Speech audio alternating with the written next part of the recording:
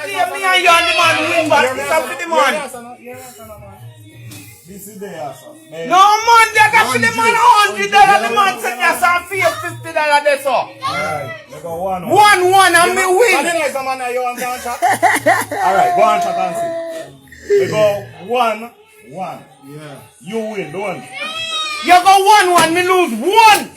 I come win. Lose, we have 1 up there. And the man win now. Free me free. And me take up this up there, sir. This is when me take up from there, sir. Then me now 1 up there. What for me 1 there? It's okay, and the man, brother, I'm win now. You're going like you know. They are 1. They are free me free, I know.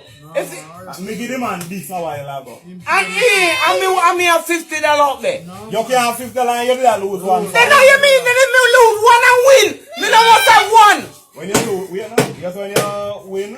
Hey, me have 1 up there. Well, me pay you now. Then you lose 1 now. You win a 1 game. No, if you lose 1 in a 2 game.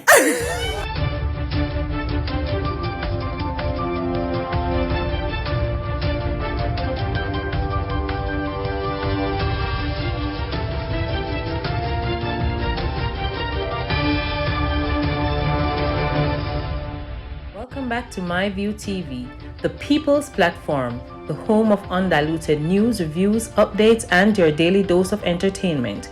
Don't forget to hit the notification bell, leave us a comment, like, share, and subscribe. I don't bring nobody forward in your cheer for me. Everything what you see up my natural talent.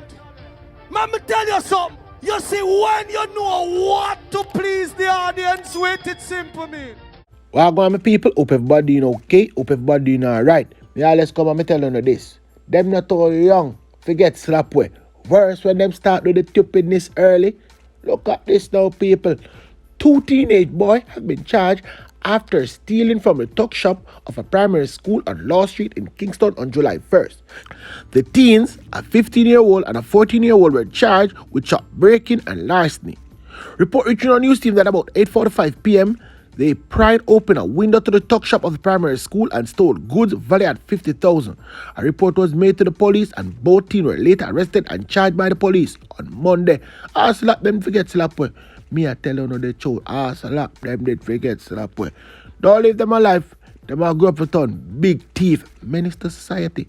Anyway, more news. A 41-year-old Eagle of Shooters Hill Road in Kingston was charged with burglary, assault at common law, and assault occasionally bodily harm after breaking into a woman's house and threatening to kill her. According to a report from the Eltham Road Police, that on May 17, 41-year-old Denique drove a knife to a woman's throat and threatened to harm her if she didn't agree to compensate, a court case. A tussle began during which Grove allegedly punched the woman into her face. The woman reported the matter to the police and investigation was subsequently launched. Grove was arrested on Monday, June 26 and charged on Friday, June 30. She's to appear in the Kingston and St. Andrew Parish Court on Monday, July 10. When she go, me go tell you what the outcome of that. But anyway, now people, guess which one I gone? Right out of St. Thomas. Some more thief. 19-year-old Michael Scott, otherwise called Cove, and 21-year-old Shamar Burke, both of Salt Lake in Murray Bay, St. Thomas, have been charged with robbery, aggravation, and unlawful wounding. The charge stemmed from an incident that occurred on Saturday, July 1st at about 8 a.m. in the North River District in the parish. The St. Thomas police report that Scott and Burke used a knife to stab a man several times in his neck during an argument. Burke took $20,000 from the victim's front pocket before escaping the area. The injured man reported the incident to the police, and guess what? Inside the police got slap Burke and Scott. Them arrest them and charge them. Their court date are being finalized. Them a two boy should have get slapped with. Let me tell you who nearly get slapped with now. A 42-year-old Kingston businessman has been slapped with several charges stemming from an incident on Beeston Street in Kingston on Sunday, June 18. Darvell Thompson, otherwise called Indian or Coolie of Love Lane in Kingston, is charged with wounded with intent, possession of a prohibited weapon, and unauthorized possession of ammunition. Paper, stop a minute. Look on the screen. Oh, nothing on the screen. That's something more I ask on the still. Whenever watch Defenders at the Earth yet? Whenever watch it? A Thompson Defender at the Earth, you know. Hear what him do. The police report that Thompson approached and confronted a man about a dispute he had with someone else. Thompson then pulled a firearm and shot the complainant before escaping on foot in the area. The police was summoned and the man was transported to hospital where he was admitted and treated. Thompson was arrested on Sunday, June 25th and charged on Monday, July 3rd. His court date is being finalized. Me say, people, The police, them big and fully, man. As that them vessel up on this boy, yeah. Remember me, they come and me tell you no say, a murder, and the police them attack, but no, and a murder. See that now, people. Finally, the police them see the light and switch a flank. Anyway, let me give you the details now. Police has upgraded a case of undetermined death to murder following the autopsy on a decomposed body at Eltham in Ocherios St. Anne back in May. I remember this, so go back and listen to me news, but just a refresh of the memory. The body, which is still unidentified, was found by a resident with his face unrecognizable because the only thing did I eat it out, you understand? Crab and they just said near it, and then the people them still go buy crab right down the road. It's reported that around 4 p.m. on May 3rd, 2023, residents smell a small odor and summoned the police. A crab bush them did go early. When the police arrived at the location, the face of a male body, which is believed to be in its 30s, was beyond recognition. The scene was processed and the police subsequently declared it an undetermined death.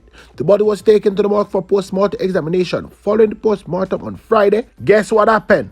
Gunshot wounds to the head were determined as the cause of death. Me did tell you no, but no, don't want to believe. The man them shot him in the head. Whole head side get licked out. Anyway, people, that is where that is concerned. More news. Just recently in St. Anne, we saw where a man who subsequently claimed he was doing a bomb threat prank caused significant redeployments of government resources. Police assets from the St. Anne Division, PSTEB, K9 and Specialized Operations, as well as resources from the fire department and the military, had to be diverted to deal with the threat.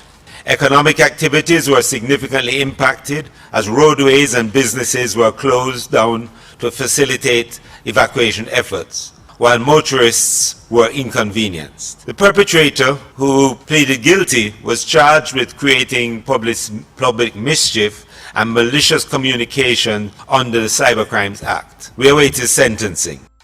Now, whereas social media has been effectively used as a communication and engagement platform, it is increasingly becoming an enabler for ill-intentioned persons to spread misinformation and disinformation. We're witnessing a growing trend where individuals exploit social media platforms to create fear, spread chaos and disorder. Yet another murder on the Olympic weight. But guess what, people? I'm not reach right this so yet. Before me reach right there, so lead more Billy with a bag of lies. As it relates to major crimes, at the half-year mark, overall, major crimes were down by 16% when compared to the similar period last year. Murders were down by 13% or 94 less. Shootings were down by 12% or 71 less. Rapes were down by 24% or 63 less. And robberies were down by 23% or 111 less. Break-ins were down 12% or 62 less. We found that gang conflicts still account for the highest proportion at 67% of the murders. Interpersonal conflicts accounted for 20%, whilst 5% occurred in the furtherance of other criminal acts, and 8% are still being determined. This is a shift as we see a reduction in the gang-related murders and an increase in the interpersonal. The JCF continues to work with communities, partners, and through our domestic violence centers to impact the interpersonal conflicts that can give rise to serious violent crimes. At this half-year mark, we are positioned to end the year with a reduction in all major crimes. You can help by sharing information on the gangs, guns, and gunmen. You can also help by using social media responsibly. We recognize that it will take continual effort on our part and also the cooperation of all well-thinking persons to achieve this. We can all do our part to create a safe environment for our children and be invested in the safety and security of our communities.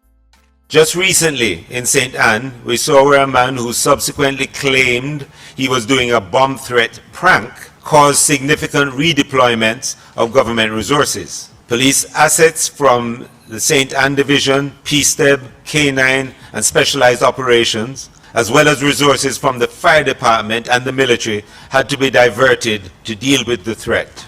Economic activities were significantly impacted as roadways and businesses were closed down to facilitate evacuation efforts, while motorists were inconvenienced. The perpetrator, who pleaded guilty, was charged with creating public mischief and malicious communication under the Cybercrimes Act. We await his sentencing. Now, whereas social media has been effectively used as a communication and engagement platform, it is increasingly becoming an enabler for ill-intentioned persons to spread misinformation and disinformation.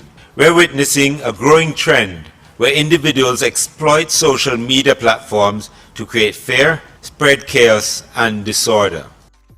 I must also highlight the challenges associated with the creation of content meant to mislead the police during investigations, the practice of modifying disturbing videos from other jurisdictions to appear as if it is occurring in Jamaica, or to represent videos from the past as present occurrences, all create a feeling of fear and uncertainty, both here and abroad. Now, as the digital environment evolves, we are increasingly seeing the need for specific legislation that defines new offenses within the context of social media, of artificial intelligence, deepfakes, and the wider use of the cyberspace. These offenses would range from digital public mischief to more serious and damaging violations.